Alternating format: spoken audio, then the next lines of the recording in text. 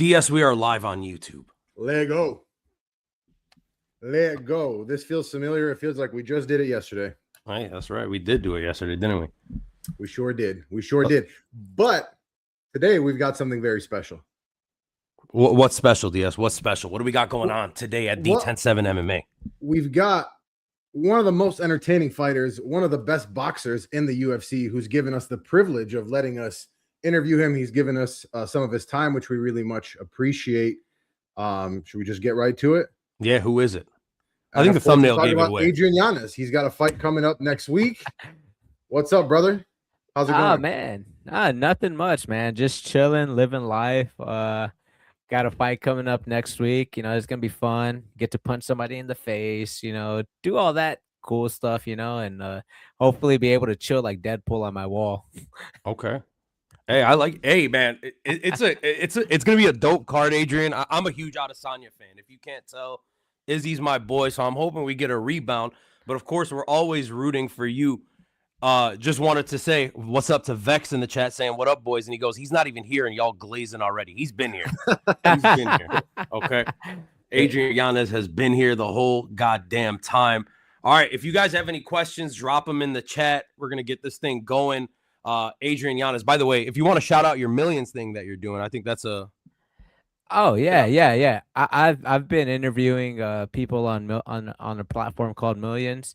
I kind of been based a little bit more towards fighters and coaches and all that stuff, and I'm trying not to have the same conversation that every interviewer gives. I'm trying to find ways to see where their mindset is a little bit at times, and trying to see why do they keep coming back. Because again, fighting is a really hard sport. What makes you keep coming back? It's like, again, like everybody can always hit that cliche, like, oh, I want to be champion, I want to do this. It's like, but let's dig further. I kind of want to dig further a little bit past. And I am still working on my interview skills as well too, because I just get punched in the face for a living, and then I teach people how to punch people in the face for a living. So like I'm still trying to find my footing there. I still suck a little bit, but I'm getting better.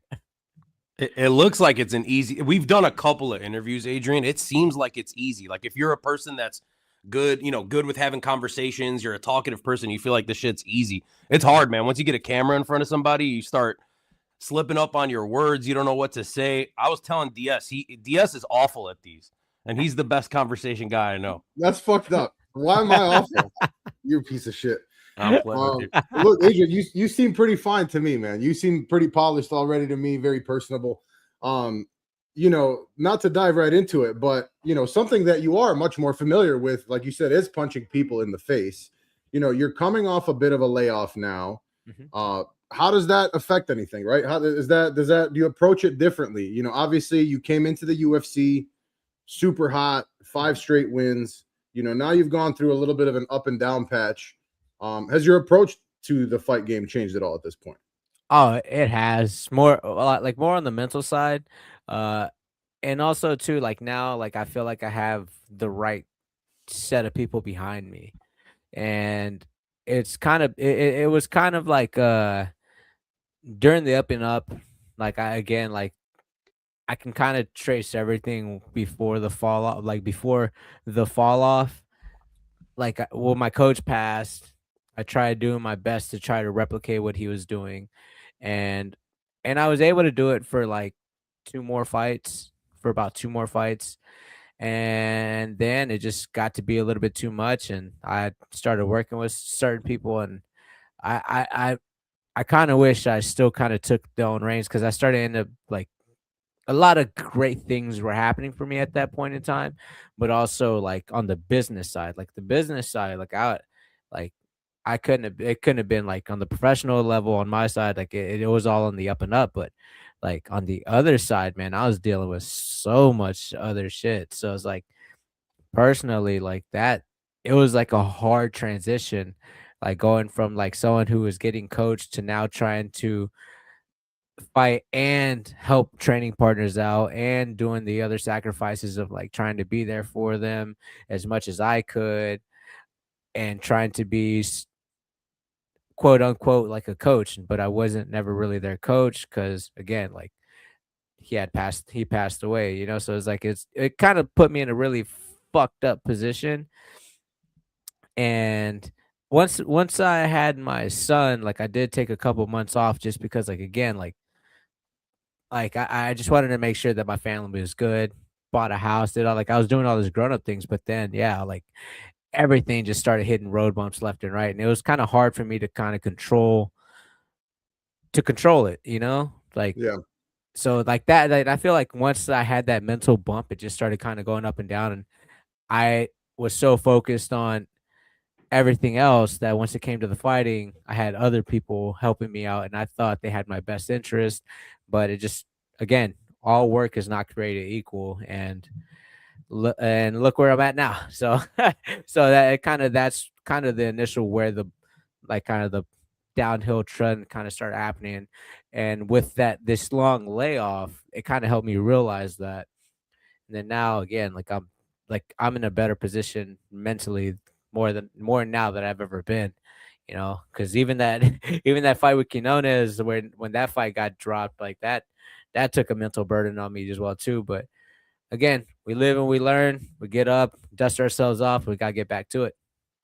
Yep. Yes, sir. For those that don't know, I just want to mention. So pretty much in the same stretch, right? You lost your coach, obviously, Mhm.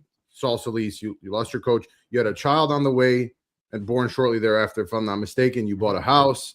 You're running a Yeah. training camp. So I mean, you have just it's hard to focus on one thing, right? When it's Mhm. coming at you from all angles. Yes. 100%. And like and especially at the time that like especially at a time that I really needed a coach, I was being a little bit hard headed and just kind of just like doing everything. And yeah, it was definitely it was definitely weird for me because man, like I just couldn't get it. Like I didn't I and especially at that time I couldn't get my head past like this mental burden. I always had trouble asking people for help. Or Mm. like, hey man, like or, like just with like even just like man, when buying a house, like like hey, like, should I put 20% down or like should I put like 5% down and try like and like try to Yeah, figure like nobody like I had no idea what the yeah. fuck I was doing. So I'm just Coincidentally, I'm a realtor, bro. So if you need any help in the future, you can always shoot me a fuck message. I'm yeah. happy to Hey help bro, with I, that. Hey, 10 Yanez, 7, I'm gonna jump down. Yeah, fuck Adrian, yeah. I do mortgages, brother. So we got the home shit covered for you. You need a Let's house, brother. go. You We're the I'm came to hit, the two. right place. We are the this is two. perfect. There we go. Shout out Lethal in the chat. He says Yanez cool as fuck. And then Vex says in the chat, I fuck with this guy. He's actually acting like a normal human and not an average manufactured PR trained guy. See, and honestly, like even just to that comment myself, like I I I I can't be any different. Like I look at people and they whoever puts on a persona, I can never tell. Like I can never tell. Like let's just say like somebody like it always looks weird as shit. Like whenever you can't be who you are and you're always having to put on a mask and all that shit. Like bro, like how many how many times are we gonna see like someone put a mask on, then they take it off, and it's like Right. that you don't really know who the fuck they are, you know? Like there's like the old picture where like the fuck like there's I have like I have to find it, but there's a meme on my phone where the guy has a smiling face, but behind he's fucking pissed as Oh, hell. I know. Like I know the meme Yeah, well. Yep. yeah, like I don't like, bro. I want you to like it's hard, and it's also hard for me to be like to show you like I don't want to feel like I'm hiding anything from anybody. Like it always feels weird. Again, not go into my personal life and be like, oh man, like, well, fuck, I just bought a car not too long ago. Like, not like, bro, no, not gonna tell you my personal life. But if you ask me how I'm feeling, I'll be like, all right, I'll let you know. Like, yeah, today was a little rough, man, but I'm on it. I'm getting up. I'm here. I'm living life. You know, so it is what it is. That's what's up. I love that, man. I appreciate that too. Like the honesty of, again, we've interviewed a couple of fighters and you'll get some of that like kind of cold PR type, half of the fighters are like that, but then a lot of them are actual nice general, like genuine, not general, genuine people. And I appreciate that all the time. I wanted to get into something, Adrian, but I know you're going to talk about this all of next week, and we got to get through some of the boring shit before we get to some of the fun stuff. But Ricky Simone, all right, we got a Ricky Simone fight coming up next week. First, just simple questions about that, right? Do you feel like this is a fight where you're going to be able to bounce back? I know the last fight, I'll be honest with you, I thought you won. That's not me glazing. It was a split decision. It was a super close fight. I thought you had that. But where are your advantages versus Ricky Simone? Obviously, he's a veteran, heavy grappler. He's kind of seen everything. So how does Adrian Yanez win this fight? I just got to go back and just actually start. Like, best way to explain this is I I have dumbed myself down in fights. Like, I have absolutely dumbed myself down in fights, and I've been doing the absolute best to try to get myself not to do that. And What do you a mean lot by of that? that, like, so I have like in the training room, like I used all my tools, completely all my tools. But every single Mm, time I've stepped into the cage, it's almost like I turned back into my boxer, like me just being a boxer. But like I have the ability to kickbox, I have the ability to wrestle, I have my black belt in jiu-jitsu.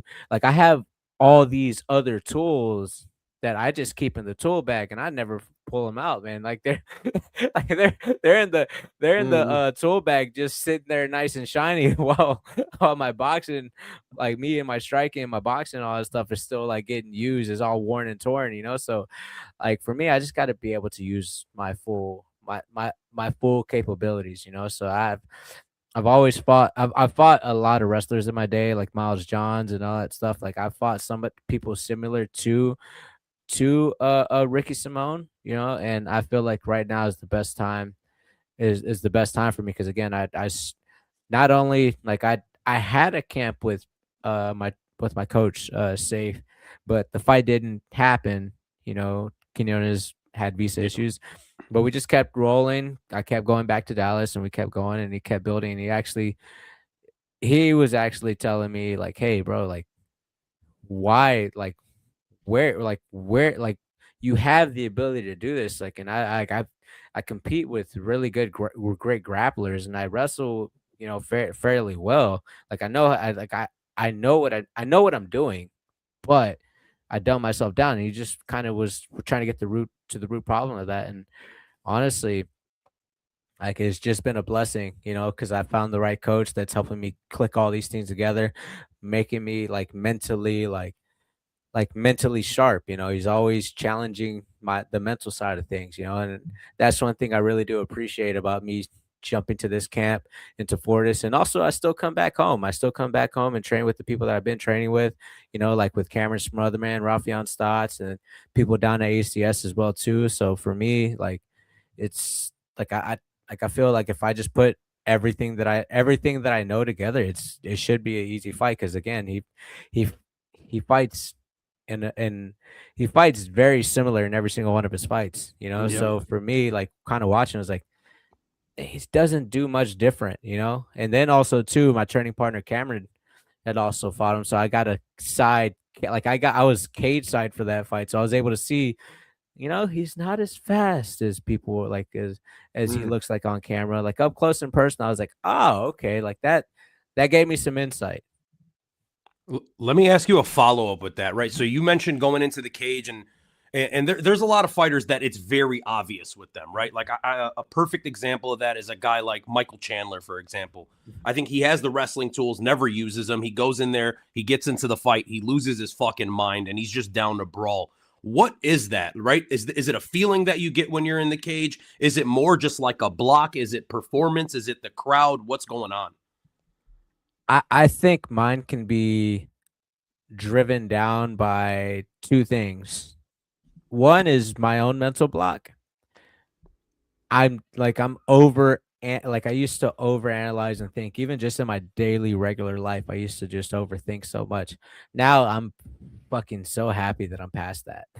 You know, I had to do a lot of like soul searching for myself. But two, yeah, the crowd does play into it at times. Like I feel like in that last fight with me and Marcos, like I definitely feel like if I actually fought the way I was training or like the way I was sparring everybody, like that fight should have been easy. It wouldn't have been a split decision. It would have been a 29-28 or a 30-27 fully across the board, Adrian Yanez, because Marcos himself he's still a really tough fighter. Like I fought him when he was undefeated, you know, like short notice too. So for me, like I just needed to put it all be able to put it all together. But man, yeah, like as soon as I landed one shot and I heard the crowd, I'm just like, oh yeah, fuck yeah, I'm gonna go all hands. I want to put this guy to sleep. You know, in the second round when I stunned him, like I was like, oh shit, like I didn't stalk him. I was like trying to go for a finish, and I was like, how can I say it? Like I didn't approach it smart. Like I kind of was just like the fans got to me, and I was like, you know, if I would have fought the way I wanted to fight, I would have got him out of there, you know. But you know, it is what it is. It's a learning lesson, you know, and I've had some hard lessons in my career. Yeah. Two things, DS, before I pass it back to you for the next question. Vex in the chat, Adrian wants to know, what's your favorite energy drink brand if you drink them? Oh yeah. Oh, that's a good one. So there's a couple. I will go down. I will go down as a caffeine addict 100%. There's too many for me to count, but honestly, the one that I kind of keep going back to is Rain energy drinks. And they have a couple flavors that I like. Well, the one that I've liked a lot more as of late was this one called White Haze, because it tastes like a white monster, but it has like creatine and all the other BCAAs in it. So I choose that over the white monster. But if I don't do that, I do the C4. I do the energy drink C4 with the Hawaiian Punch. The Hawaiian Punch flavor to me is just amazing. Hell yeah. Hell yeah. And then last thing, DS, before I pass it back to you. So your opponent in your last fight, Marcos, we have like a running thing on this show where we like act like we hate the guy. We don't hate him, but we were just like, this guy sucks. He's undefeated for no reason. But we would always pick him. We'd always be right. And then we picked you in that fight. So we were fucking livid when you didn't get that one. But yeah, DS, go for it.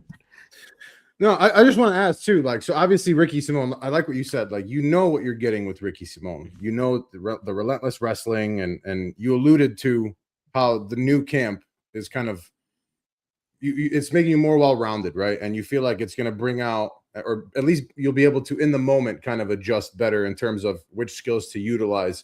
I feel like part of it too is just like it's in your blood, right? Your dad was a Golden Gloves boxer. So I always say, like, you know, it's, you can tell when somebody's a natural boxer, a natural wrestler, like, and kind of how they approach it, right? So with Ricky Simone, with the guy that you're fighting and the style that he fights, right? Are you trying to show that well-roundedness, or are you just going to kind of take the fight as it comes to you? Man, honestly, like it if I can go out there and be like the dumbed down Yanez and beat him, I'd 100% do that. Like, but I know what he like.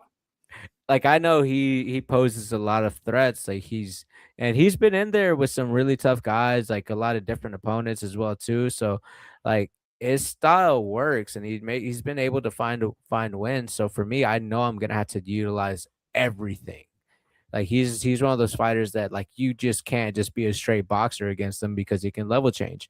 You can't be a straight wrestler with him because he does have pop in his hands, and he does have level change and throw uppercuts, level change hooks, level change overhands. Like he uses his wrestling to set up his hands, and like you have to be very well rounded, and you have to use your feet a little bit. You have to kind of get offline. You're gonna have to go at him. You know, there's a lot of ways to win this fight. You know, because everyone who he's lost to is kind of shown like there's multiple ways to beat him. Just like on his end, he's looking at me, and there's multiple ways to beat me too. So it's like for me, like I'm gonna be using all my skill set, and then from there, once I find what's working out for me, man, you'll see a finish here soon.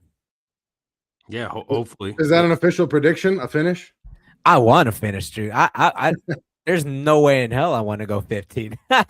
No, and then also on top of that, the extra cash would be amazing as well too. So, but again, the win is what's most important to me. Like I want to go out there and get it because again, it's been close to a year and a half since I've been in the cage, and I'm just ready to be there and punch somebody in the face, whether it's Ricky, whether it's whoever it is, you know. Yeah, and we're ready to see it, man. I mean, you always put on a great fight. Let me ask you this, and this is kind of off script here, but with the UFC diving into, or Dana White and stuff diving into boxing, right? And there's been some talk of, the pay discrepancies and things like that. Do you have any feelings on that?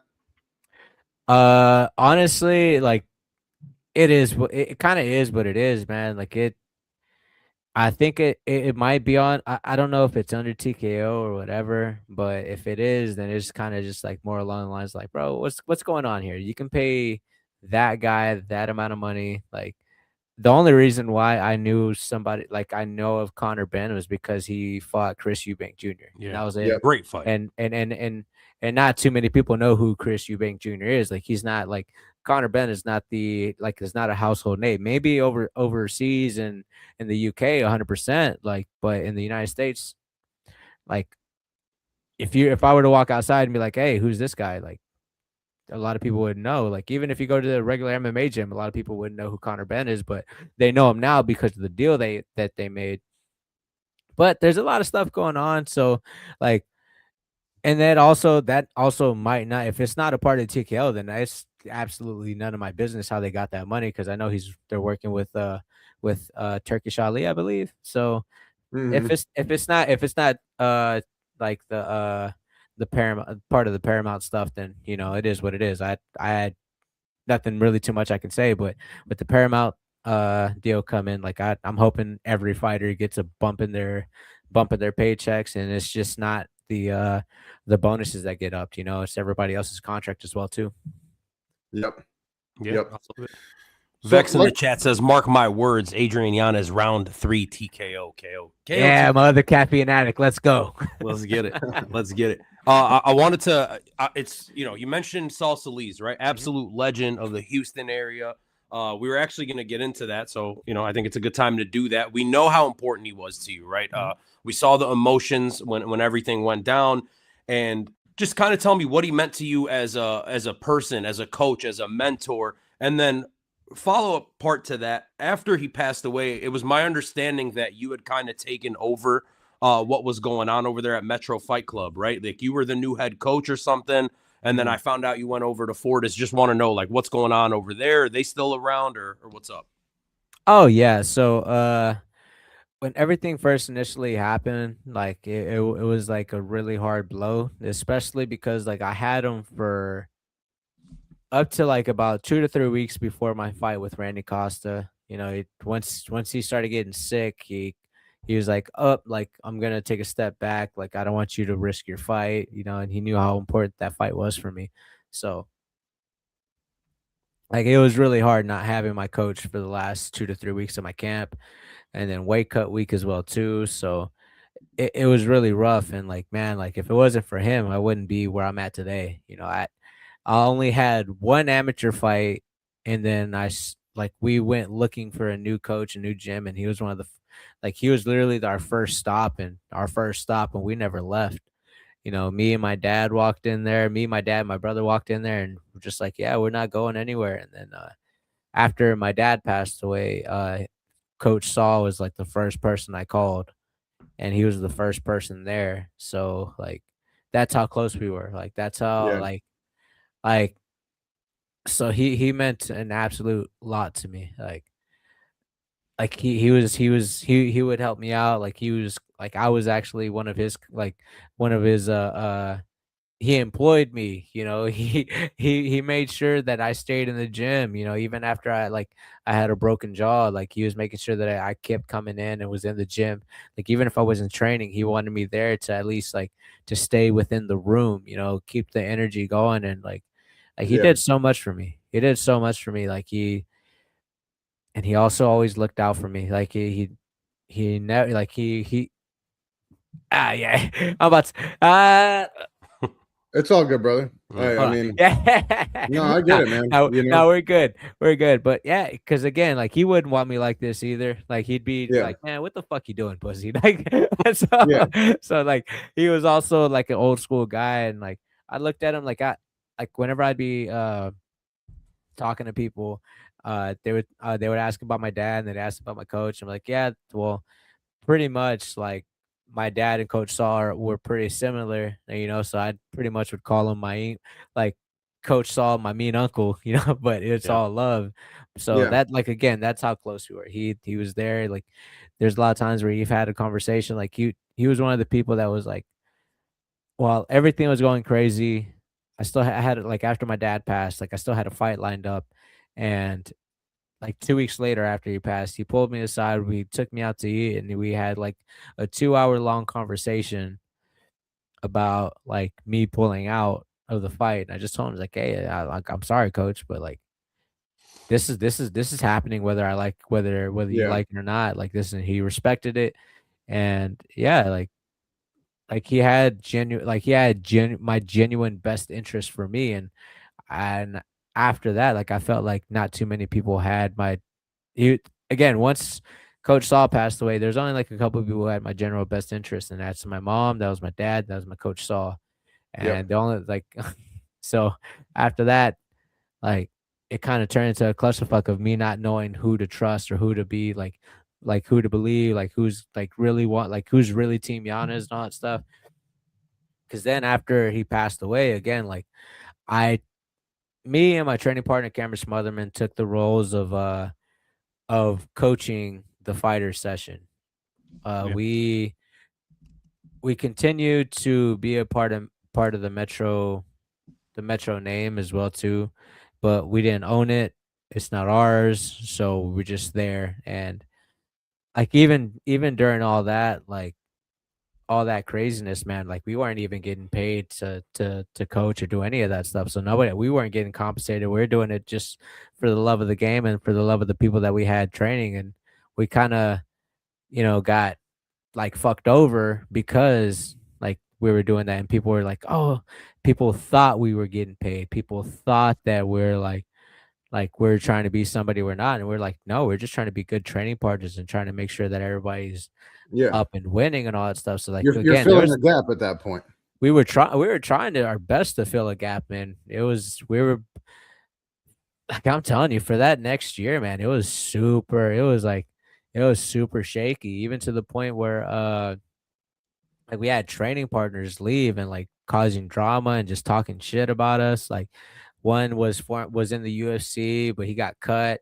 Kind of a piece of shit. but but yeah, and we had other people leave and still kind of talk shit about us as well too.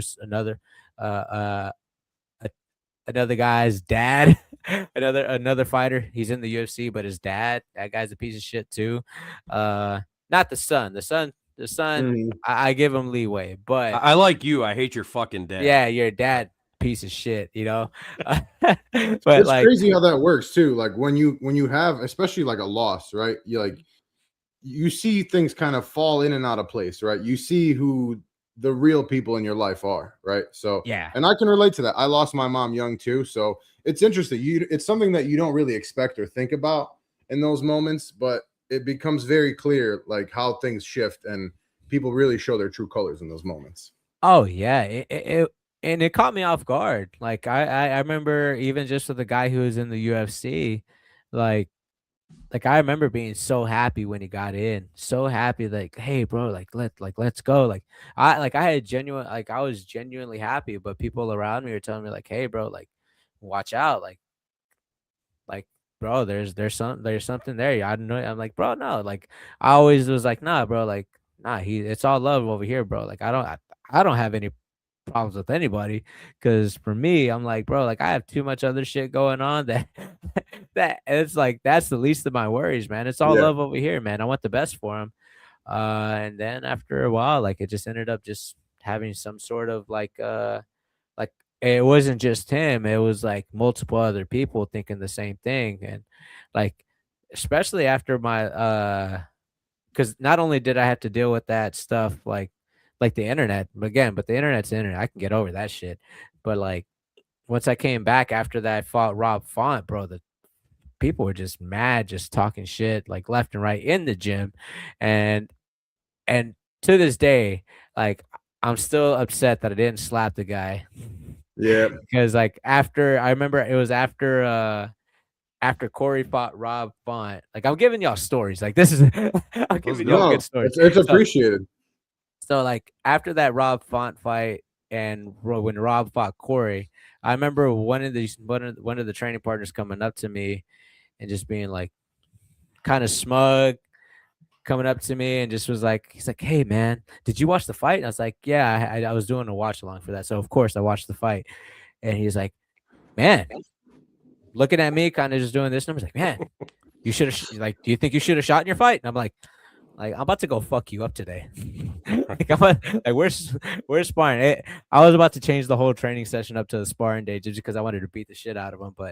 Uh, but luckily for me, they all left. Like they all left not too long afterwards, and like it's been a lot more stress free as this past year. You know, even with all the like me not fighting and all that stuff, and like injuries keeping me from actually getting to compete. Like it felt good. Like with how much shit has gone on, like this last year, like has been like really good. We have a lot of up and coming guys, and then also me like taking half my camp and going to Fortis, you know, learning over there with Coach Safe and like yeah, it's been overall everything has just been so much better. Like man, like yeah, like it's crazy because you like just cut a few loose ends and Trim the fat. and like yeah, trimming the fat, like you get a whole different brisket, you know. So fucking love it. Is that what led to you going to Fortis? Kind of like all the bullshit that was going on? Uh yes and no. Uh I knew I needed to make a change, but I just didn't like for me, like the hardest part was always like home base. Yeah. Like it's always like home base is to me like was always like I have to make sure like because especially the young guys coming up, like they just had like a certain type of like admiration for myself and Roth and Cameron that they always just kept showing up and they wanted to be a part of it. They wanted to do it themselves, you know, and they consistently kept coming to the gym. And I felt indebted to them because they were good people. They're good, like they're good kids as well too. So it's like yeah, I have to be back to help them out. But it was whenever I went to Mexico City to be a part of Brandon Moreno's camp for his Steve Versick fight. Like Coach Safe came around and honestly, like within 15 minutes, like literally changed my whole perspective is like about him. Cause again, like Coach Safe doesn't get the best rap because there's a lot of haters in this game. Like to be quite honest with you, because like once I actually started talking to him and started listening to what like he was saying, I'm just like yeah, no, like I got to go to the gym. Like we hit it off in Mexico City, and then once I came back, like it took me a minute to even get to Dallas because I was still kind of like, am I just letting other people get in my head or what's going on? And I was like, no, I was like, so once I actually went and was there myself, I was like, this is what I need. I need to be here. And honestly, like I'm grateful that Coach Safe opened his doors to me. I'm like became somebody who I really trust and like honestly just is like another like it feels like a cousin of Coach Saul. So it feels like in the family type deal, you know. It's weird, but it's like there's a lot of similarities there and it feels like it's just the place to be at for me. And then I come back home and then I'm able to train with my home team, Cameron, Stotts, and then get to go train with at ACS with Drew Radicek as well too. So like to me, like I'm getting the best. Like I've just surrounded myself with great people and like it's just been nothing but like again, like I just me now, I feel fucking amazing. Like it's just like life is just amazing to me right now. Good. Hell yeah. Hell yeah. Let's go to the chat real quick. A couple things. We still got a couple more questions for you, Adrian, but just want to clean up the chat a little bit.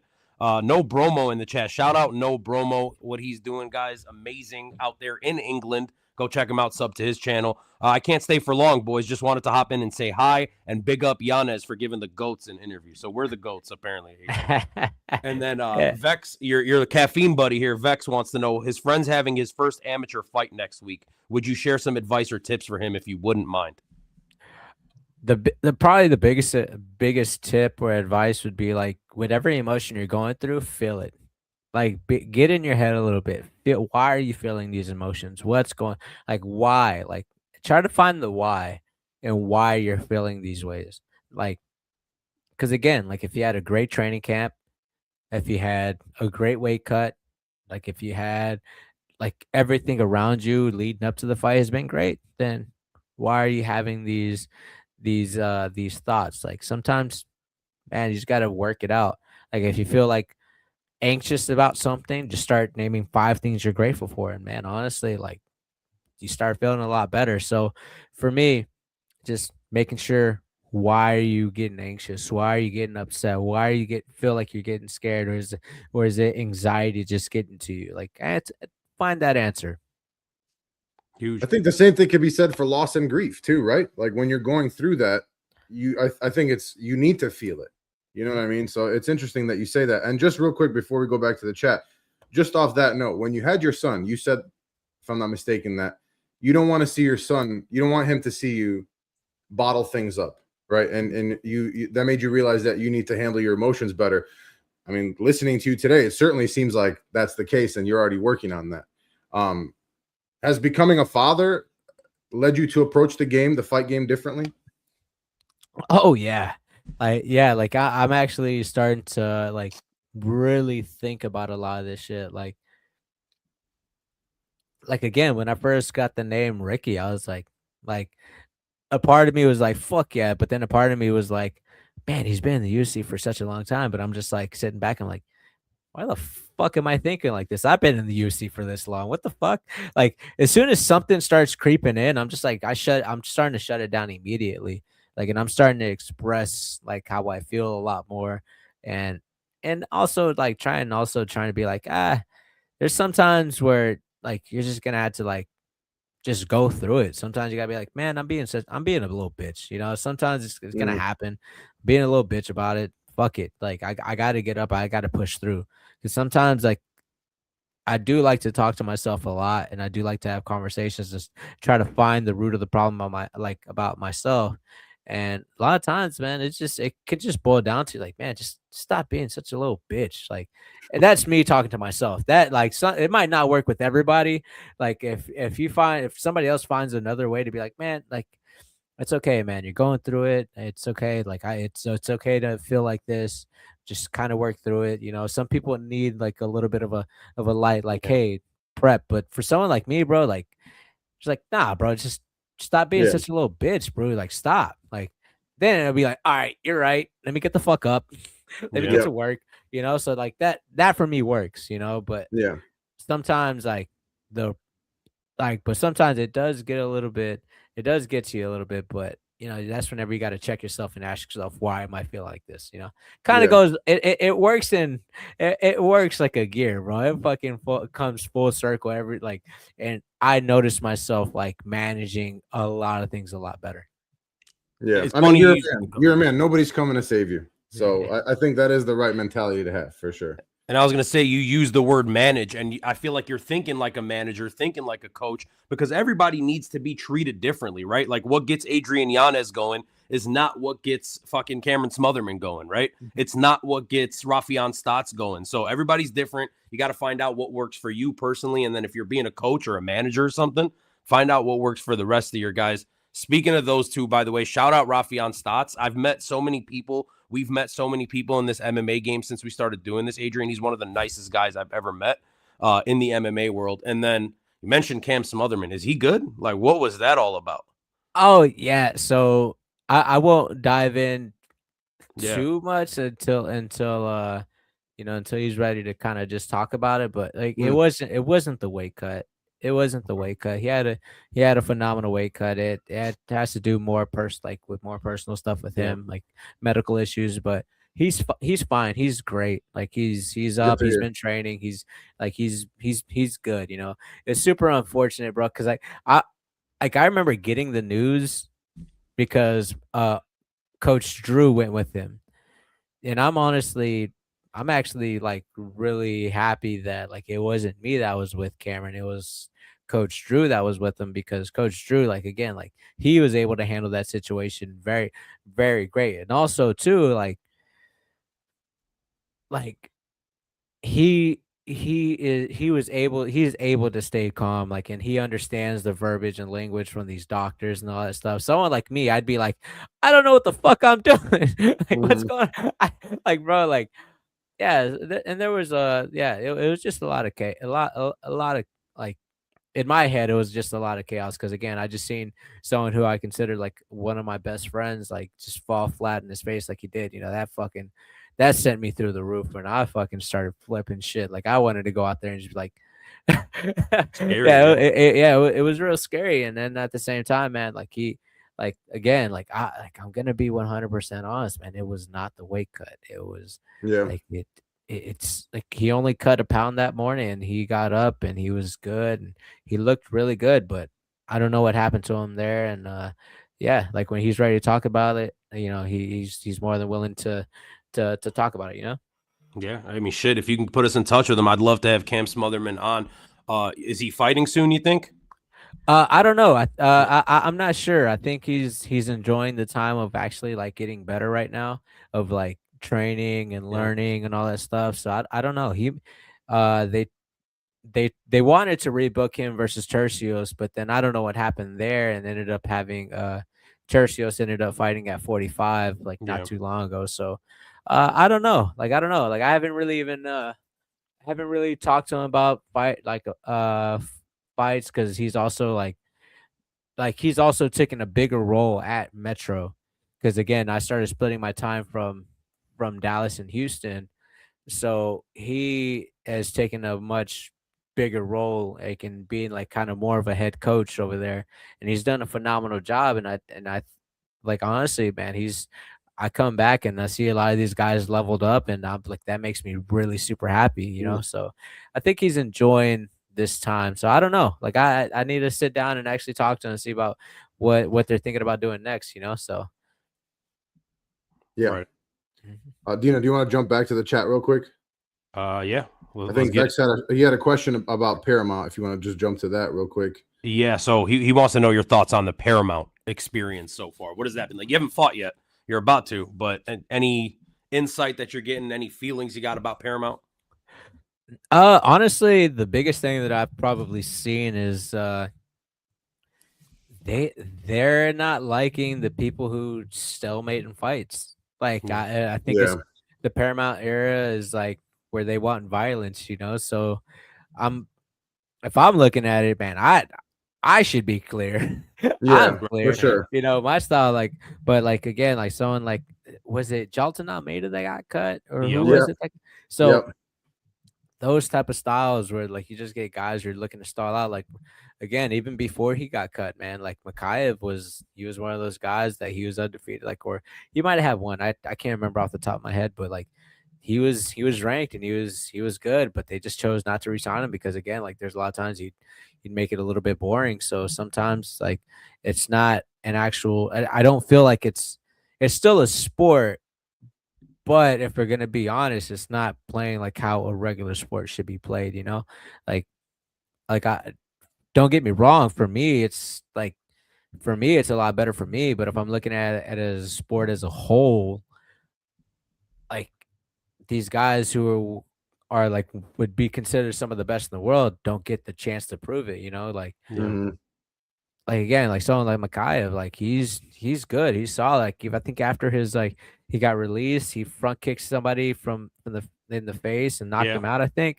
Like no, it was like he The side kicked ribs, and karate combat, right? yeah, Yeah. not even that. I Oh. think it was an actual like a Russian promotion. I think he did a side kick and flicked it to the head Yeah. It was like and 30 knocked the guy seconds out. or something. Yeah, Yeah. so it's like he's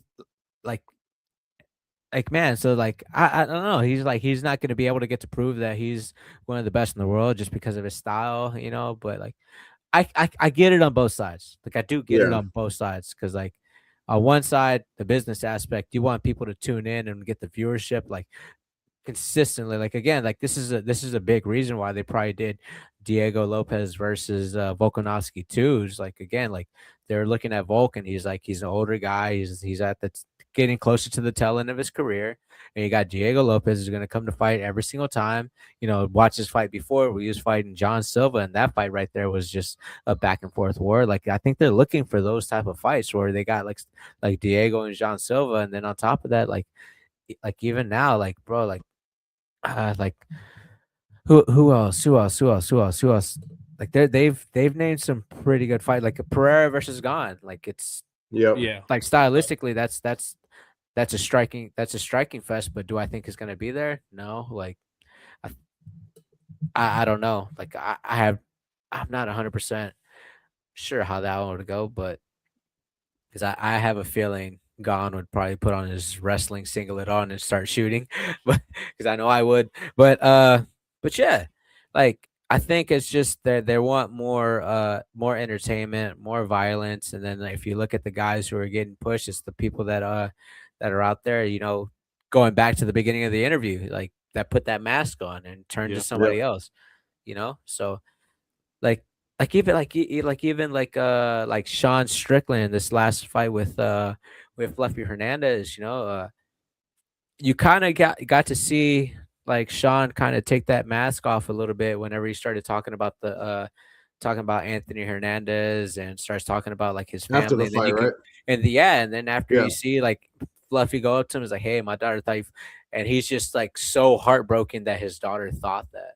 Like, Yeah. Yeah. see, that's the type of side I would want to see of people. I don't like I don't want this other bullshit where you feel like you're putting on a mask or being you turned up to like 110, you know? Yeah. So You're a like caricature. I want the real I want the real person. I don't want this fake shit. Yeah, and one more thing, I will say, first and foremost, at the end of last year, Adrian, it was like probably the biggest talking point we were having on our channel, whether it was like lives or videos or whatever we were doing.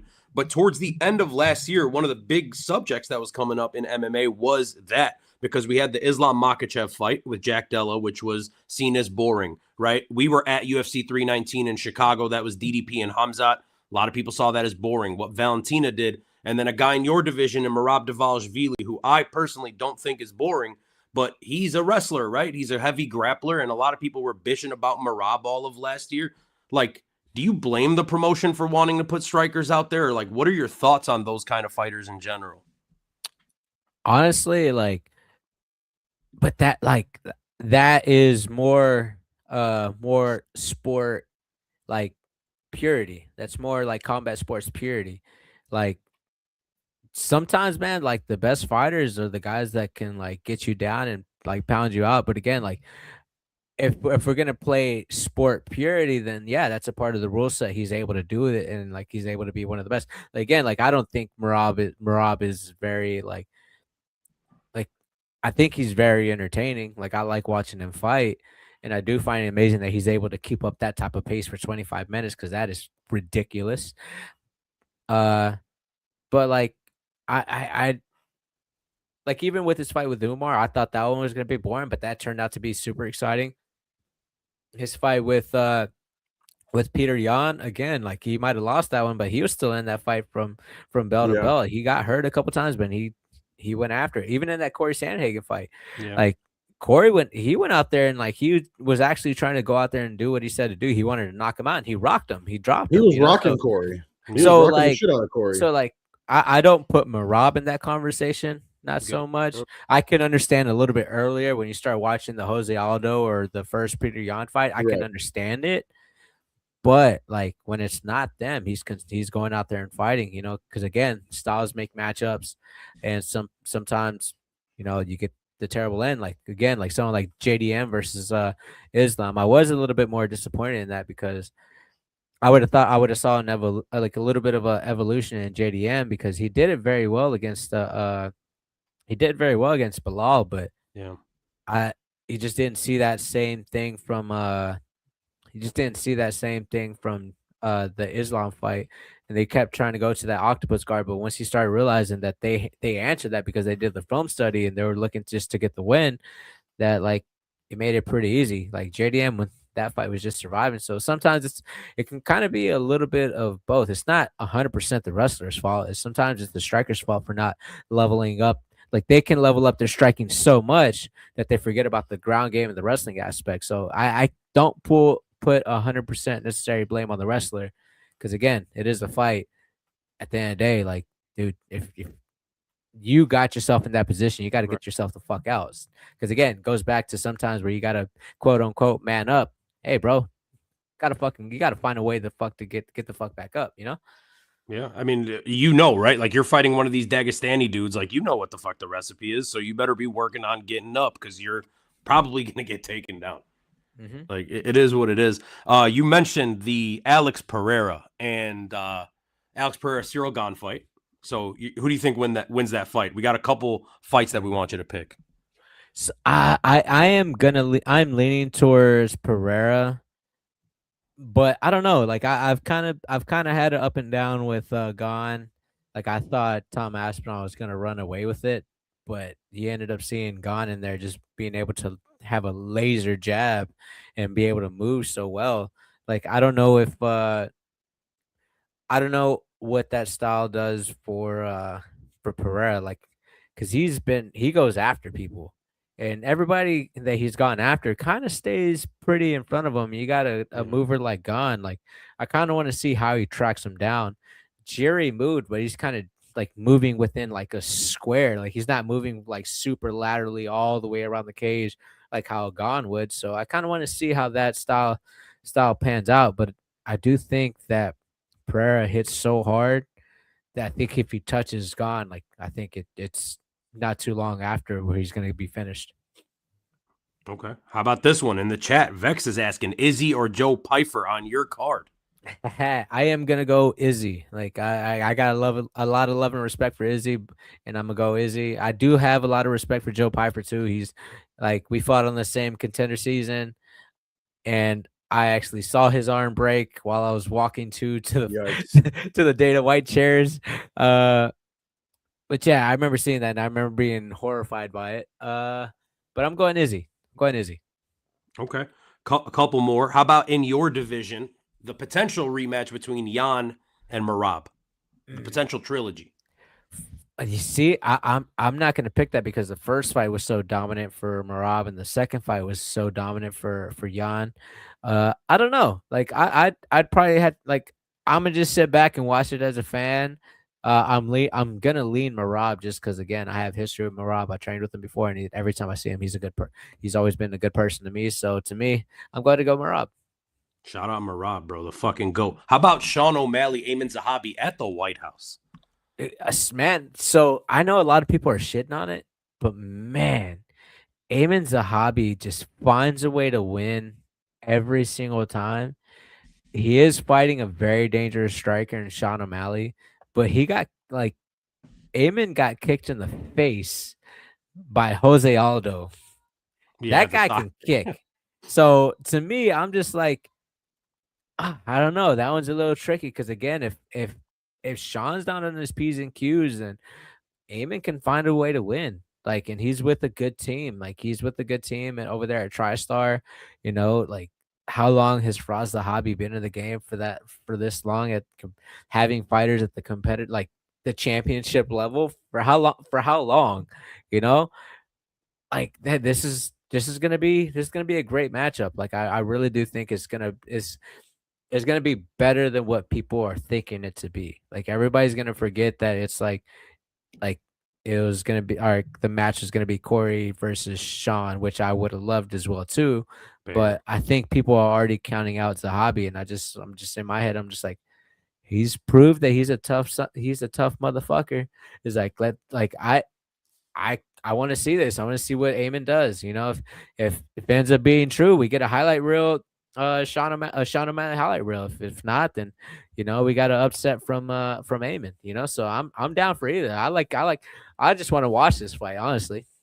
Yeah, I think that's going to be a banger of a fight. I get it. It's a little bit of weird matchmaking, right? Like Sean O'Malley, we get it. He's at the White House. It's fucking Sean O'Malley. Like, everyone wants to see that. That's going to sell. Ayman Zahabi's kind of a weird B-side to that fight, but for what it's worth, he's on fire. Had Merab beaten Peter Yan, I think he was probably next for the title. Mm-hmm. Yeah. Oh yeah, 100%. You think the winner of that fight gets the title fight? You think they potentially skip over Marab? Man, it depends. If it's Sean O'Malley gets the rematch. But if it's Amin Zahabi, I think they're gonna go with the trilogy, and they would probably have Amin fight Corey Sandhagen. Poor Corey, he's just getting fucked right now. Yeah, because again, he's already lost to both Yeah. Jan and Marab, so it's like it's kind of hard to again. I would believe if I'm in like the UFC's eyes, like, do you want to go back with the guy that Sean O'Malley, who has a massive following, who has already beat the champ, or would you rather have go with somebody like Corey? Again, he's also a tough motherfucker. He's a tough SOB, Yeah, but especially in the but he's Paramount era last. too. Yeah. Yeah, so it's like 100% for me. It'd be Sean O'Malley if I was in the UFC shoes. If he goes out there and starches Amin, they'd be like, yeah, let's have that Jan versus Sean O'Malley again. That's me if I'm the UFC, but I would, for my own head, I'd be like, yeah, let's get this trilogy going and kind of move forward from there. Hell yeah, hell yeah. We're basically done here, Adrian. Just two more quick things, and then we're gonna get the hell out of here. Vex in the chat says, "Yup, genuinely, Yanez climbed my top 5 favorite fighters because of this interview. Such a likable guy." And then apparently the legend herself, Mia Khalifa's in here. I don't know what she's talking about. Oh, but who? Shout out Mia Khalifa. Thank you for everything you've done for all young men across the world. All right. Last Well, hold question. on. You know, are you about to? What are you about to ask? Are you about to get into like the silly stuff? The silly stuff. Okay, I just want to, before we get there, you know, you were just talking about matchups and things like that, Adrian. Obviously, you know, I don't want to jump too far ahead. You know, you've got a big test next week, and you know, Ricky Simon, very tough fighter. If you do, let's say you get your win, do you have somebody in mind already? Do you usually have somebody in mind, or do you just kind of let it come to you? Honestly, I really don't have anybody in mind. I just want to fight. Like again, like especially for this one, I just want to fight. Like I just want to go in there and fight. I haven't been in there for over a year, and I just want to go in there and just like put my knuckles in somebody's eye. Like that's that's all that I'm worried about at the moment. Keep the closed fist because they're crucifying anyone that's poking people these days. The fans are relentless. Did you have a follow-up to that, DS? It sounded like you were going somewhere. No, I was just kind of curious. You know, my thought is always like, you know, I know you don't want to think too far ahead. You've got something that you really need to focus on coming up next week, but it's just like, you know, do you kind of think of these things ahead of time, or is it, you know, I was just more curious about that than anything. Okay. Hell yeah. So last little thing here, Adrian, again, man, thank you so much for your time. We thought, honestly, we were going to have you for like 15 minutes. Dope. and really appreciate you for being here for an hour. That's awesome. But this is a question that we've asked everybody that we've interviewed.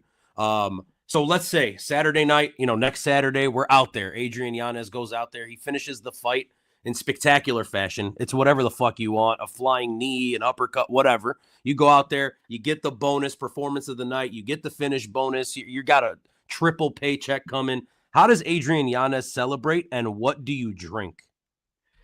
Oh man, probably the first thing that I drink on the way out, like even after a loss, man. People are handing you beers whenever you're walking out to the back. I'm probably more than likely gonna drink a beer. like, other than that, like the first thing I'm searching for is a Dr. Pepper. Like I was gonna say, yeah, like I'm gonna go Dr. Pepper all day, every day. If that's what I'm searching for. I remember after one of my fights in the Apex, like I started asking people like, hey, where's the Dr. Pepper in here? Like I needed.